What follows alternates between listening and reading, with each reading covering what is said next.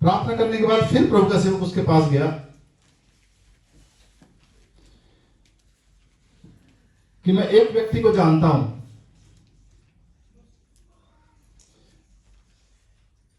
वो तुझे इस नरक से छुड़ा सकता है। हालेलुया। जब उस महिला ने उस बात को सुना कि ऐसा भी कोई व्यक्ति है जो मुझे इस नरक से छुड़ा सकता है, क्या ऐसा कोई व्यक्ति है जो मुझे इस नरक से आजाद कर सकता है, उसने कहा कहां मिलेगा वो व्यक्ति? उसने कहा कि तू कल चर्च में आना। हालेलुया। तो उसने चर्च का एड्रेस बता दिया। वो महिला सुबह सुबह ही अपने, उसको नहीं पता था यीशु कौन है, चर्च कौन है, उस एड्रेस पे पता करती करती वहां पहुंची। पता किया कि फलाने आदमी कहां रहते हैं।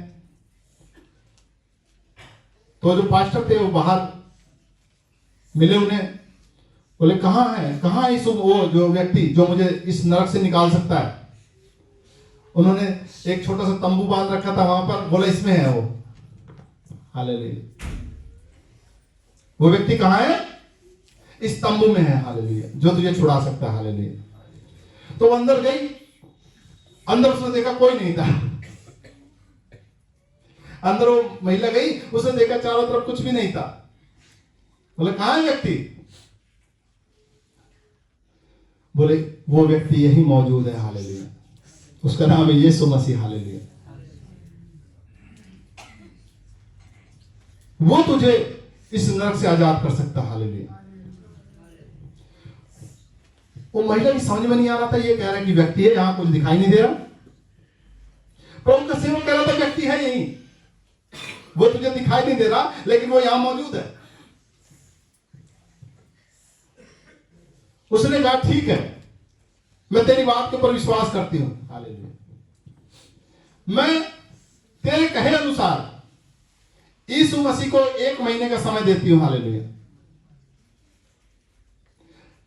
अगर वो वाकई उद्धार करने वाला मसीहा है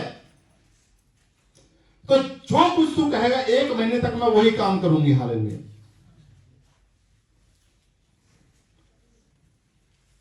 प्रभु के सेवक ने उससे कहा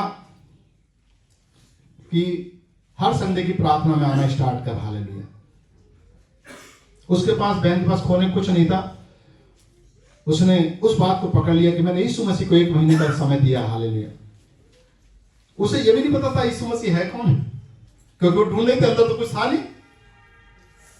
बस एक बात के ऊपर उसने विश्वास किया कि यहां वो व्यक्ति मौजूद है, उसका नाम यीशु मसीह है, जो तुझे नरक से निकाल सकता है। हालेलुया। उसने कहा मैं 1 महीने का समय देती हूं। हालेलुया।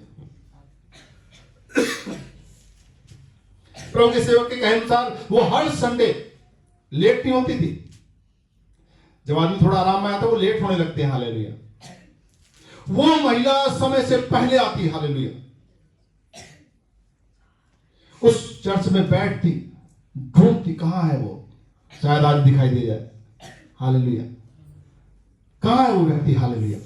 वो सुन बैठती, खोजती, जो आराधना होती, प्रार्थना होती, वचन होते, उनको ग्रहण करती और वो खोजती वो है कहां। हालेलुया। वो इतनी गरीबी हालत में थी, लेकिन उसके बावजूद भी वो जो कुछ उसके पास थोड़ा बहुत होता तो दान में डालती थी वो। हालेलुया। उसने ठान लिया था कि जो कुछ प्रभु के सेवक ने कहा है मैं उस काम को करूंगी। हालेलुया। 1 महीना बीता, और जब 1 महीना बीता तो उस दिन वो खुशी खुशी मिठाई का डब्बा लेकर के चर्च में आई। हालेलुया। प्रभु के सेवक ने पूछा क्या हुआ? बोले मैं जान गई यीशु यहां मौजूद है। हालेलुया। बोले ऐसा क्या हुआ तेरे साथ? बोला मेरा पति कई सालों से दारू पी रहा था। हालेलुया। और उसने अब शराब को छोड़ दिया। हालेलुया। हालेलुया।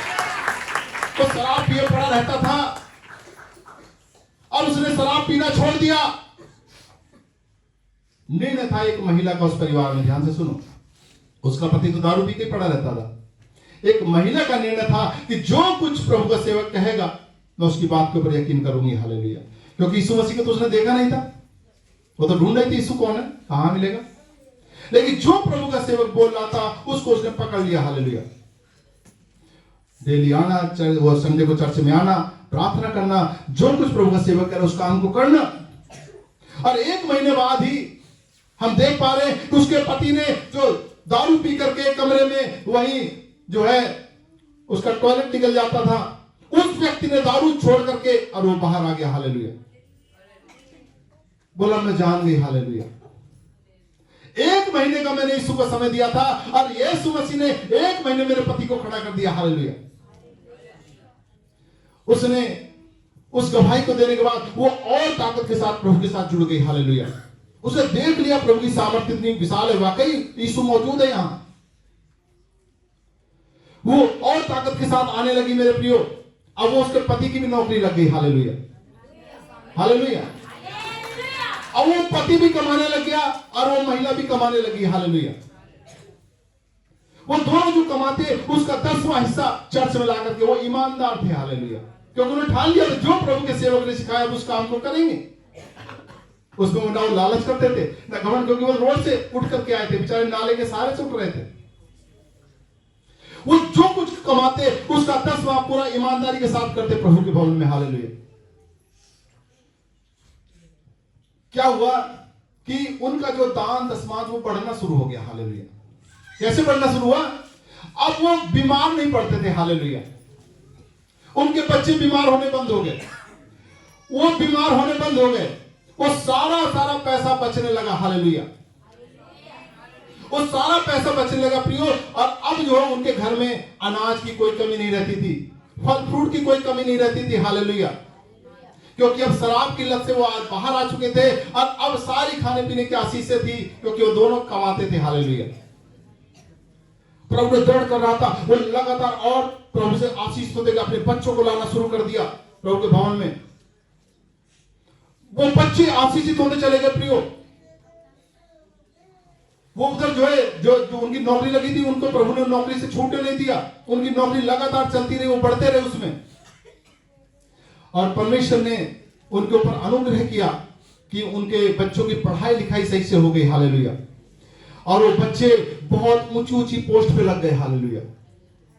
उनके बच्चे बहुत ऊंची ऊंची पोस्ट पे लग गए। और एक दिन वो 1 करोड़ रुपए दान देने के लिए आई चर्च में। हालेलुया। हालेलुया। 1 करोड़, सोचो, ये विदेश की घटना है। हालेलुया।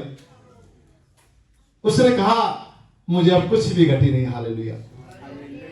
वाकई यीशु मसीह यहाँ मौजूद है और उसने मुझे बहुत सब कुछ भरपूरी से दे दिया। मेरे बच्चे सब सेटल हैं, हम सब चीज से आजाद हो गए। अब हम नाले के पास नहीं रहते, अब हम बड़ी कॉलोनी में, वीआईपी कॉलोनी में रहते हैं। हालेलुया। किसने बदला? हालेलुया। यीशु मसीह ने उसको नाले पर से उठा करके और राजाओं के महलों में पहुंचा दिया। हालेलुया। वीआईपी लोगों के बीच में पहुंचा दिया, स्वर्ग में उसको पहुंचा दिया। हालेलुया। लेकिन अगर वो उस दिन प्रभु के सेवक की बात को ना सुनती तो क्या पहुंच सकती थी वहां? यीशु मसीह दिखाई नहीं दे रहे थे। हालेलुया। उसने सुना ध्यान से। हालेलुया। और वो आगे बढ़ती गई, वो आगे बढ़ती गई। और देखो उसका मन कैसा था, वो ना कहेगा 1 करोड़ क्यों दूं। हालेलुया। वो लेकर के वहां खड़ी थी। हालेलुया। कि प्रभु ने मुझे बहुत आशीष किया। हालेलुया। यानी उसके पास 10वां हिस्सा ही 1 करोड़ आ गया था। हालेलुया। आप समझ सकते हो उसकी कमाई कितनी रही होगी। हालेलुया। हालेलुया। तो प्रियो, हम प्रभु का धन्यवाद करते हैं कि अब जो मसीह यीशु में है उन पर दंड की आज्ञा नहीं है।